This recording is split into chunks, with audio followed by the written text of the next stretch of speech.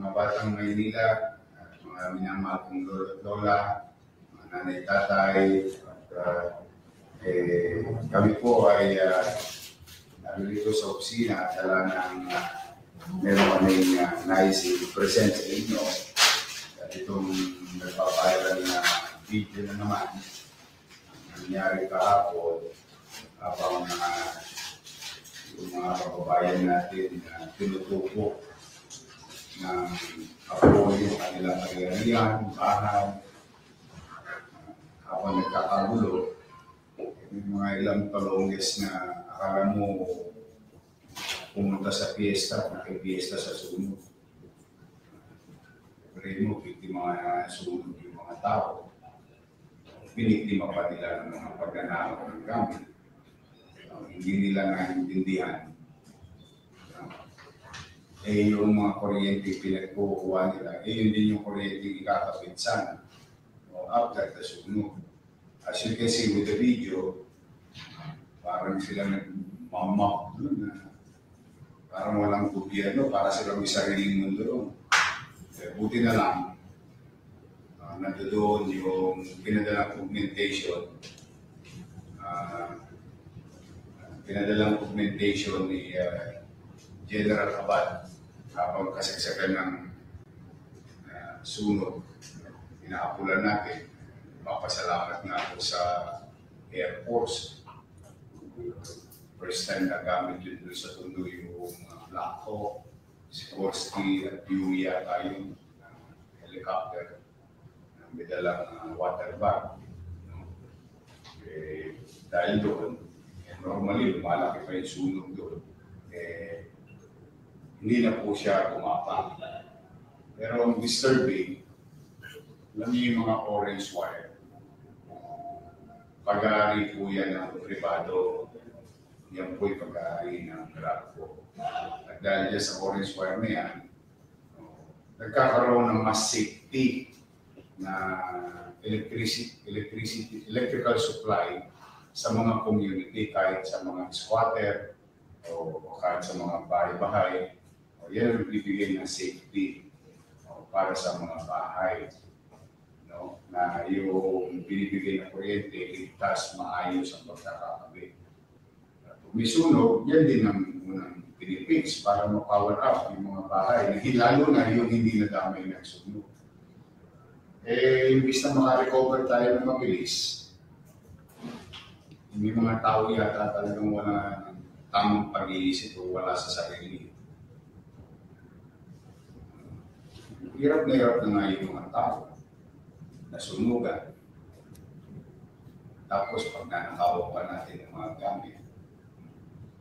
Kala kasi nila, dati-rati kasi pag may sunog ng araw, parang libre zone sa Maynila.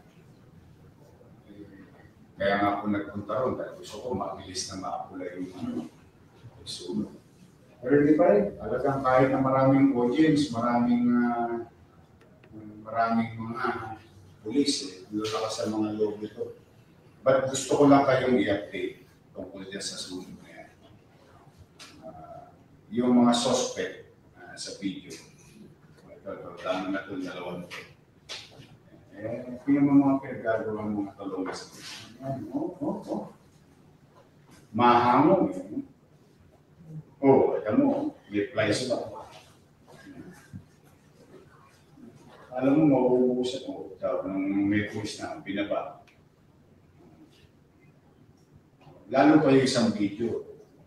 Meron pa isang video na nagbabayad. Okay, yung mga nasa video doon, lumipat na kayo ng address. Dahil kanina, nung nagpunta ako sa sunog para magbigay ng financial assistance na city government para sa mga pamilya na sunugan. In-orderan ko si Colonel De Leon. Lahat ng nasa video, pati yung mga nasa bubong na pinuputol yung orange wire. Lahat hanapin. Kaya payo ko sa inyo, magsialis na kayo dyan sa 105. It's a matter of time. uulihin kayo ng malagay malakas at papapanagutin ko kayo sa mga tao. So anyway, andito po. Nga, alam mo dito? Ito mo. Parang fiesta. So yung dalawang suspect na yun. Ayan. Sino si Joke? Manang-mana ka doon sa kilala kong Joke ng makatayang ano. Joke na bokmok, iyan na. Sputnik ka. Ilang taon na ako yun. Ito.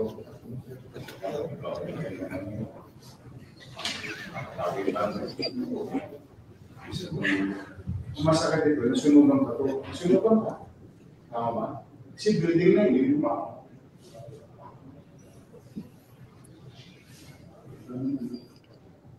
At saka itong Ermina Lucido.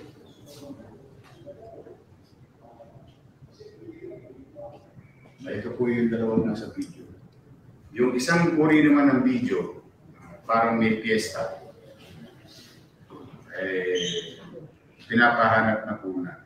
And they're going to be charged in violation of 3, open close parenthesis A, close parenthesis, open close parenthesis 1, close parenthesis of RA 7834 for anti-electricity and electrical transmission lines, gas materials, pilferings, Act of 1994.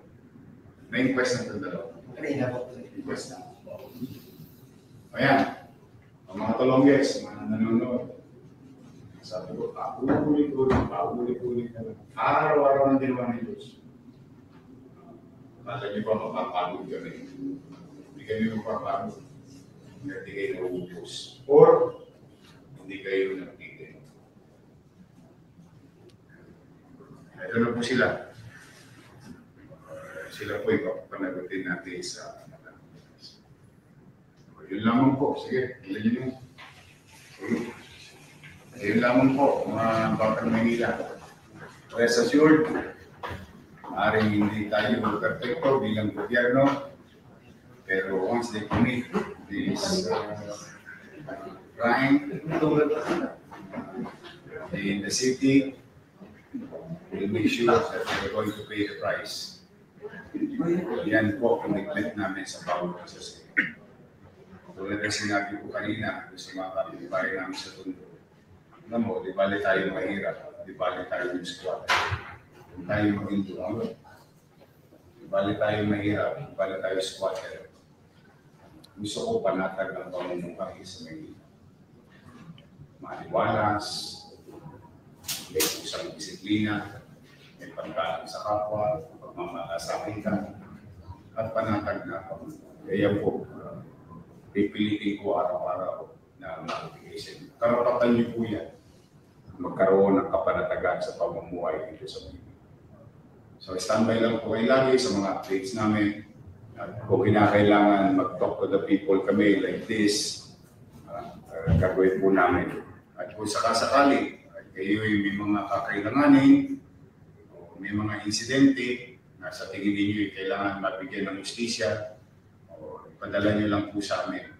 At nagpapasalamat kami sa mga netizen na nagpo-post at tinatag kami. You're calling our attention to do our job. Thank you sa inyong lahat. And our own little way, we'll do our best. So muli po, maraming salamat. Mag-iingat kayo mga Batang Maynila sa mga minamahal kong senior citizen, mga nanay tatay ko. Pagpalain na ba kayo ng Manila? God first. Thank you.